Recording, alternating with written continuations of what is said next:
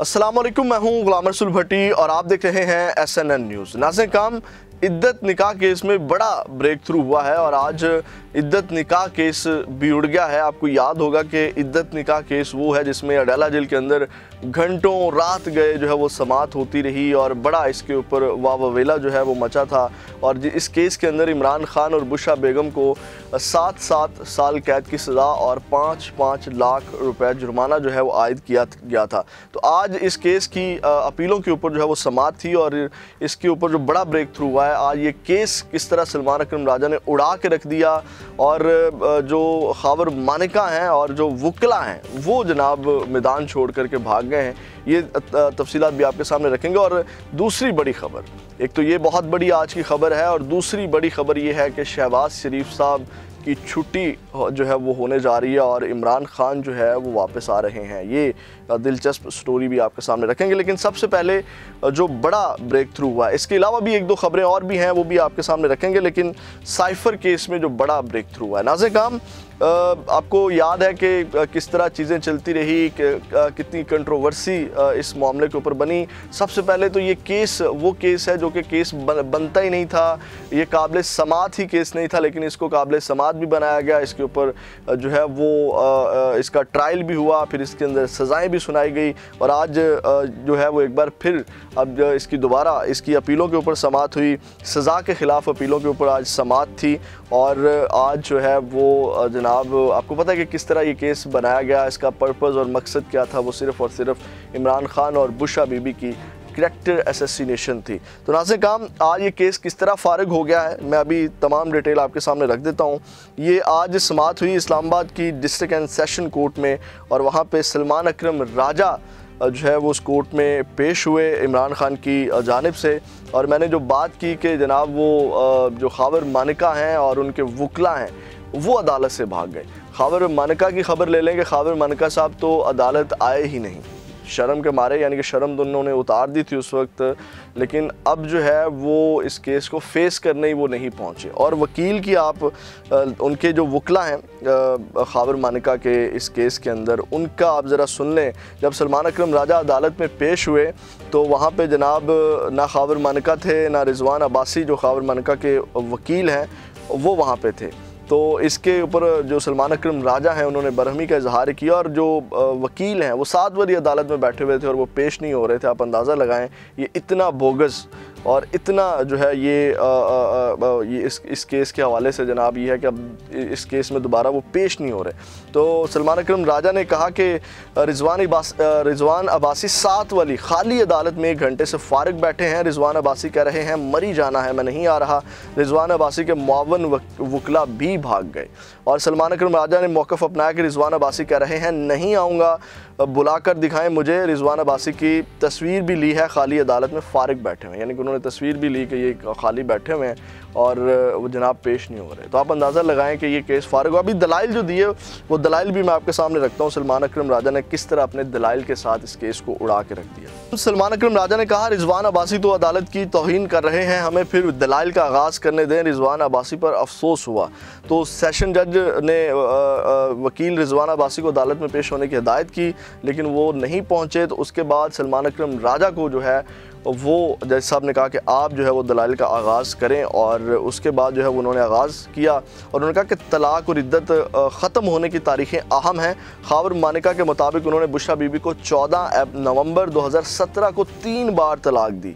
वकील सलमान अकरम राजा ने मौक़िफ़ अपनाया कि बुशरा बीबी को सिविल अदालत में अपने सबूत पेश करने के हक़ से महरूम किया गया। यानी कि जब वो ट्रायल चल रहा था, आपको पता है कि वो कितना स्पीडी ट्रायल और इलेक्शन से पहले और ये तमाम काम डालने थे, तो वहाँ पर उनको आपको पता है कि इमरान खान को भी कुछ सफाई के लिए वहाँ पे मौका नहीं दिया गया, बुशरा बेगम को भी जो है वो मौका नहीं दिया गया।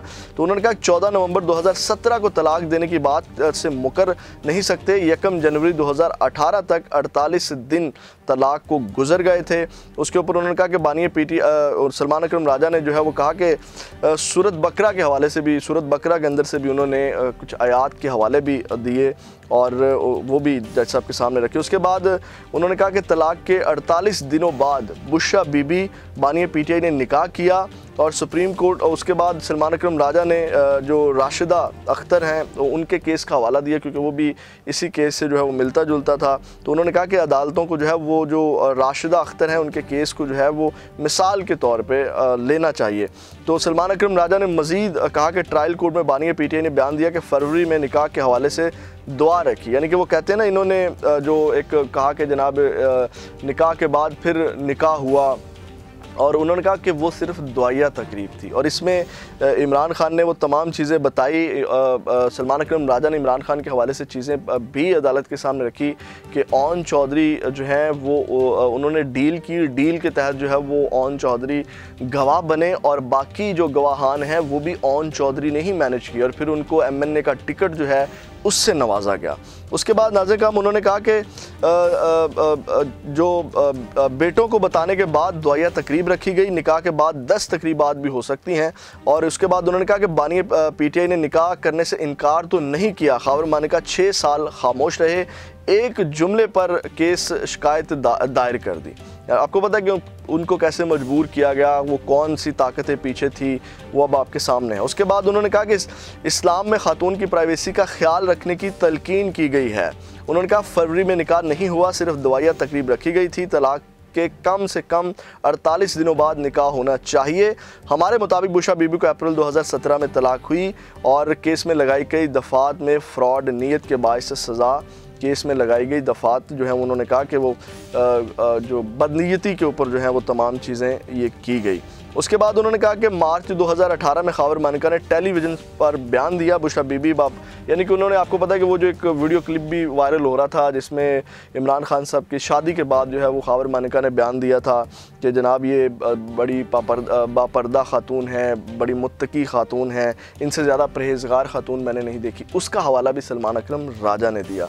नाज़िर काम, ये आपने तमाम दलाइल सुने, आपको पता है कि वहाँ किस तरह ये तमाम चीज़ें चलाई गई, केस फारिग हो गया, वकला तक भाग चुके हैं, और अब जो है वो 9 अप्रैल तक जो है वो, आज सलमान अकरम राजा ने ये अलग से एक दरख्वास्त भी दायर कर दी है कि जनाब ये जो सज़ा है उसको मुअत्तल किया जाए ईद से पहले पहले। अब जज साहब ने कहा कि मज़ीद जो है 9 अप्रैल को जो है वो मज़ीद समात के ऊपर हो सकता है कि इसको इस सज़ा को मुअत्तल कर दिया जाए। ये नाज़िर काम इस हवाले से अहम पेशरफ थी इद्दत निकाह केस में।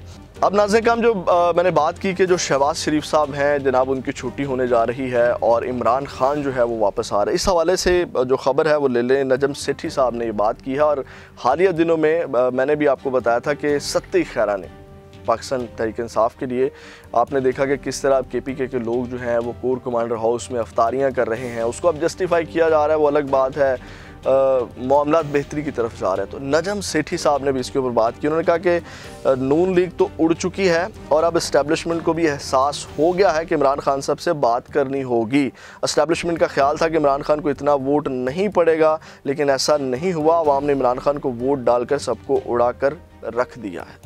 ठीक है, तो अब ये तमाम चीज़ें जो हैं वो अब आपके सामने है कि अब जनाब इस्टेब्लिशमेंट को भी एहसास हो गया है, और उस हवाले से कुछ चीज़ें जो जैसे मैंने बात की कि अब आपके सामने हैं किस तरह कोर कमांडर हाउस में पूरी कबीना जा रही है। ये तमाम ये इस तरह के जो मामलात हैं, ये इस इशारे हैं कि मामलात जो हैं वो बेहतरी की तरफ जाते हुए नज़र आ रहे हैं। जैसे नजम सेठी साहब ने भी बात की कि जनाब इस्टेब्लिशमेंट को भी एहसास हो गया है और अब जो है वो इमरान खान साहब की वापसी होने जा रही है। आपको पता है कि कभी भी जो है वो शहबाज शरीफ की हुकूमत का तख्ता जो है वो उलट सकता है। नाज़िर काम, इसके साथ साथ एक और बड़ी खबर है कि इमरान खान साहब की जानिब से एक कमेटी बनाई गई है। कहा जा रहा है कि इमरान खान साहब की जानिब से कमेटी बनाई गई है, 14 रुकनी ये कमेटी है।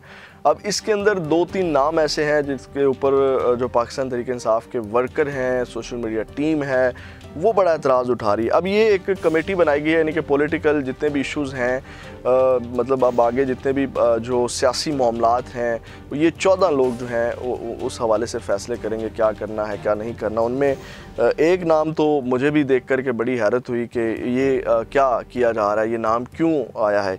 सबसे पहले तो इसमें 14 रुकनी कमेटी में उमर अयूब खान साहब हैं, बैरिस्टर गौहर अली ख़ान हैं, सेनेटर शिबली फराज हैं, अली अमीन गंडापुर हैं, असद कैसर हैं, शाह फरमान है। अब ये जो शाह फरमान है ये पाकिस्तान तहरीक इंसाफ को छोड़ करके चले गए थे, प्रेस कॉन्फ्रेंस करके चले गए थे। अब आप अंदाज़ा लगाएं कि अब जो एतराज़ उठाया जा रहा है, यानी कि इन्होंने अच्छा वक्त गुजारा, प्रेस कॉन्फ्रेंस कर दी, आराम से ये रहे, लेकिन वो बाकी लोग जो अभी भी जेलों में हैं, डॉक्टर यास्मीन राशिद हैं, राशिदा हैं, उसके अलावा बाकी जितने भी कैदी हैं, वो भी फिर आराम से जो है वो प्रेस कॉन्फ्रेंसेस करते, अपनी फैमिली के साथ जो है वो वक्त गुजारते। उनके बिज़नेस कारोबार तबाह हो गए, लेकिन उन्होंने जो है वो इमरान खान का साथ नहीं छोड़ा और आज अभी तक भी वो जेलों के अंदर हैं। और वो लोग जो प्रेस कॉन्फ्रेंस करके छोड़कर चले गए, वो जनाब इनकी मेन कमेटी, यानी कि ये मेन कमेटी इस वक्त बनाएगी है जो तमाम मामलात को यानी कि फाइनलाइज भी यही कमेटी करेगी।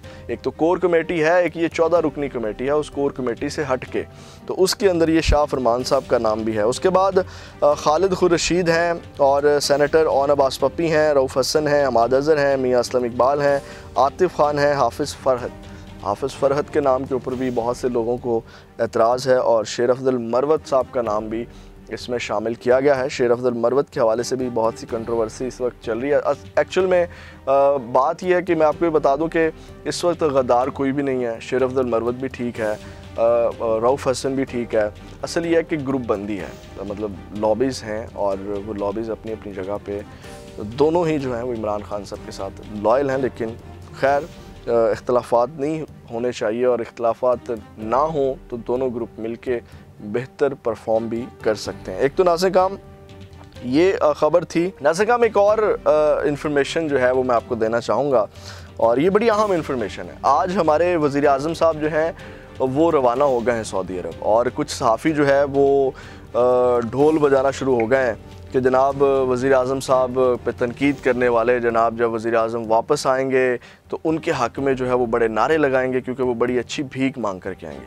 अच्छा, हमारे मुल्क का हाल ये है कि हमारा वज़ीर आज़म भीख मांगने जा रहा है, लेकिन वो भीख मांगने वाले वज़ीर आज़म की ज़रा दरिया दिली आप चेक करें कि जनाब वज़ीर आज़म ऑफ़िस के ग्रेड 17 से 21 तक के अफसरान को 4 तनख्वाहें बतौर तोहफ़ा दी जा रही हैं और मजमूई तौर पर ये जो है वो 51 मिलियन बनती हैं। और इसी तरह ग्रेड 1 से 16 तक के मुलाजमीन को 5 तनख्वाहें इनाम के तौर पे दी जा रही हैं और ये भी 51 मिलियन बनती हैं। और वजारतों में अच्छी कारकर्दगी वालों को 100% जो है वो सैलरीज़ में इजाफ़ा भी किया जाएगा।